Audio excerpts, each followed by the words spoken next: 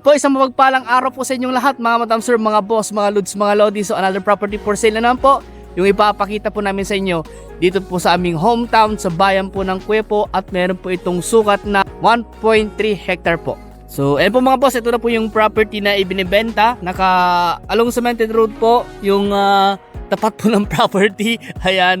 At yung kanyang residential po ay nabakuran na, at ito po ay meron din po siyang bukid. At ang maganda rin po ito, irrigated po siya, you know. Naka-irrigation na kanal po siya. At ito po yung kanyang irrigation road. Bale, may konting sementado po siya. Tapos, ilang metro lang po sa National Highway. Siguro nasa 300 meters po. Yun na po yung National Highway. Ayan po, Pangasinan Nueva Ecija Road, mga 300 meters. Pwede po dalawa po yung daan. Pwede rin po kayong dumaan dito sa part na ito. Ayun, palabas din po siya, National Highway po ito. Ito po ay sementado po dito. Medyo makitid nga lang po siya, pero pasok naman po yung sakyan. Yun nga lang, pag may kasalubong talagang magigiveaway po. At ganoon din po dito, maluwag naman po dito, pero may konting rough road lang po tayong dadaanan kung sakasakali. So, itong property na to ay meron po 10 na puno ng mangga, at may mga iba-ibang mga puno rin po na nakatanim dito. At yun po yung kanyang palayan, nasa mga, siguro yung palayan po yun nasa mga 1 hectare po siguro. At umaani po ito ng estimate po namin nasa mga 100 maigit po, dahil irrigated po itong property na ito. At ito naman po yung kanyang pasukan. Ayan po, ito po yung pasukan po ng property. Ayan, yun po yung gate po niya. At pasukin natin ito yung residential para makita nyo po. So dito po, ayan po yung kanyang irrigation na kanal. May mountain view po rito. Ayan, at ang presyo po ng property na to ay 3.5 million po. So ito po yung kanyang residential. May makatanim na puno, may 10 na puno ng mangga. Meron dalawang tawag ito, yung tamarin, sampalok. Ayan.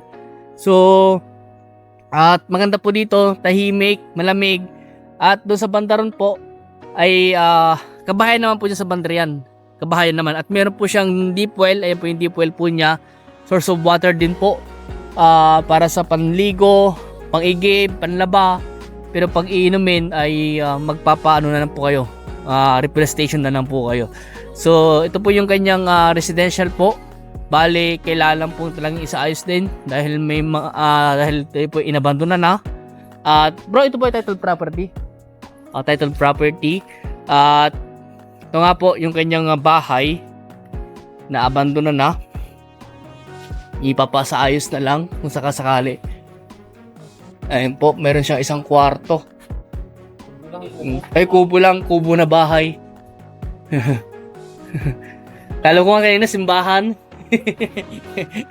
Yun yung hindi mapasok yata, nakasarado. So yun yung kwarto niya. Ito po yung kusina. Ayan po, bukas naman doon. At kailangan talaga boss, isa-ayos to. O kaya ano lang to, ano na lang, i-wash out na lang. Panibago na lang ipapatayo natin kung sakasakali may bibili. Ayan, may tubo rin po dito, deep well. Ayan, at ito po yung kanilang lutuan. Yan po yung CR. Kaso nga lang baka matagal lang hindi na gamit, baka mamaya meron may natutulog. May fish pan. Ayun pa, may fish pan pala dito. Kulungan ng baboy yan. May kulungan ng mga baboy, kulungan ng manok. Ito yung kulungan ng baboy pala, sorry. Ito yung kulungan ng baboy, kulungan ng manok. Meron pa itong kulungan ng baboy siya. Meron pang kulungan daw ng baboy sa bandaroon. At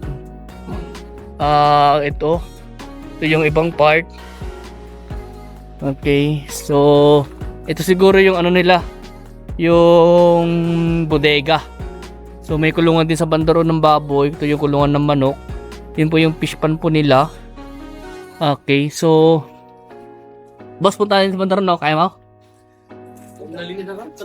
Punta natin yung fish pan. Ayan. Punta natin yung fish pan. Ayan, medyo nga lang masukal nga lang. Ay, kala ko ahas na yun. So ito po yung ibang kulungan ng baboy. Ayan. At ito naman po yung kanilang fish pan. May laman kaya to? Ay, meron. Lalaki yung. Lalaki oh. May laman nga oh. So kasama na sa bentahan yung yung laman ng fish pan. Kasama na. Ayan. So may mga puno ng saging, may puno ng kawayan dito. At meron din mountain view rito. Ayan. Ayun o, laki yung ano dun o. So nga lang, hindi ko may zoom. Ayan, pero yun nga po, kasama na daw sa bentahan yung mga laman. Okay, kasama na sa bentahan daw. So, 3.5 million po yung presyo at ang sukat po ng property na to ay 1.3 hectare po. So, puntahan naman po natin yung kanyang bukid. Okay po, so ito naman po yung kanyang palayan. At ito po ay dalawang pinitak daw po. Kung ano yung tapat ng puno, ay yung ano to, yung residential po niya, yun din daw po kalapad. So, dalawang pinitak po yung bukid po niya. Umaani po ito ng mga 100 more or less nakaban ng palay. Mahigit 100 po, mga 150, mga ganun po, dahil irrigated po itong property na ito. At maganda nga rin po dito, hindi ka na gagamit ng ano, ng makina na pampatubig, dahil meron po silang outlet, labasan ng tubig, bubuksan mo lang yan, diretso na yung tubig dito sa palayan niya. Ganun po kaganda yung irrigation system po ng palayan po na ito. At may mountain view rin po dito.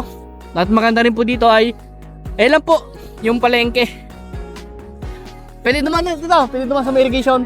Pwede naman sa irrigation papunta sa palengke, pero mas maganda po national. So malapit din daw po yung National High School dito ng bayan. Yun yung kulay, yung parang ano, maroon, yung bubong. Yan po, yun yung po yung National High School daw po dito sa bayan ng Kuya po.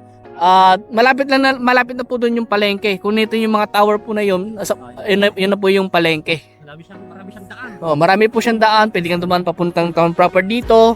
Pwede rin po doon. Sa may bahay na yun, may daan po doon. Kanina nag-start ako mag-vlog. Papunta rin po sa National Highway. Papunta na rin po sa town proper po yun. Malapit lang po ito sa 7-Eleven. Malapit po sa mga Petron. Ayan. Palengke, ginagawang ospital, malapit po ito. Kaya maganda po itong property na to. At ideal din po siya sa farming at residential o retirement. Pwede rin pong pag-alaga ng game fowl, yung ganun po. Ayan. So, ito po. Maluwang yung kanyang palayan, estimate sa isang hektarya. Kung nakita niyo po yung tao po doon, hanggang doon po yung lapat po niya. Simula dito, hanggang doon, sa may tao doon, yung ganun po yung kalapad po nung property na ito.